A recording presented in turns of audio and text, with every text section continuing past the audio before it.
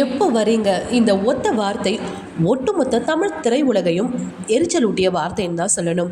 எந்த ஒரு கணவன்மார்களும் வெளியே போனாலும் அவர்களின் மனைவிகளிடமிருந்து தொலைபேசி வாயிலாக முதலில் கேட்கும் வார்த்தை தான் எப்போ வரீங்க. சாதாரணமாக கேட்கும் மனைவிமார்களும் இருக்கிறார்கள், கோபத்தின் உச்சியில் கேட்கும் மனைவிமார்களும் இருக்கிறார்கள். அப்படி எப்போ வரீங்க என்ற வார்த்தை வெகுஜன மக்கள் மத்தியில் பிரபலமாகி போனது என்றால் அது மைனா படம் ரிலீஸ் ஆன பிறகுதான்.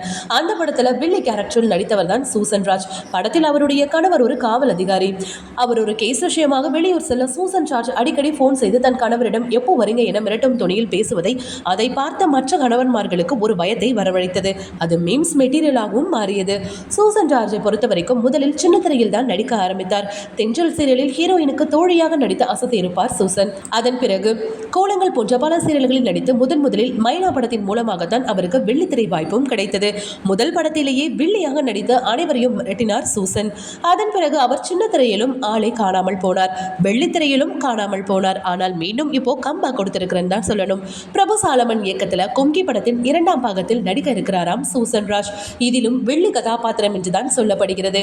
மைனா படத்தை விட இந்த படத்தில் அவருடைய கேரக்டர் இன்னும் கொடூரமான வெள்ளியாக இருக்கும் என்று தெரிகிறது. இவருடைய கணவர் ஒரு ஐடி கம்பெனியில் முக்கியமான பொறுப்பில் இருக்கிறாராம். இவரும் ஏற்கனவே TLF ஐடி கம்பெனியில் வேலை பார்த்தவர் தான். தற்பொழுது குடும்பத்துடன் ஹைதராபாத்தில் வசித்து வருகிறார். அதனால் அவர் அடுத்து நடிக்க இருக்கும் கும்கி படத்தின் 2ஆம் பாகத்தில் எப்படிப்பட்ட ஒரு வில்லி கேரக்டரை வெளிப்படுத்துகிறார் என்பதை பொறுத்திருந்துதான் நாம் பார்க்க வேண்டும். அதுபோக இன்னும் 4 படங்களில் அவர் நடித்து வருவதாகவும் சொல்லப்படுகிறது. ஓகே வியூவர்ஸ், இது போல சினிமா செய்திகளை நீங்கள் பார்க்க மறக்காம சினி டைம்ஸ் சேனலை சப்ஸ்கிரைப் பண்ணுங்க.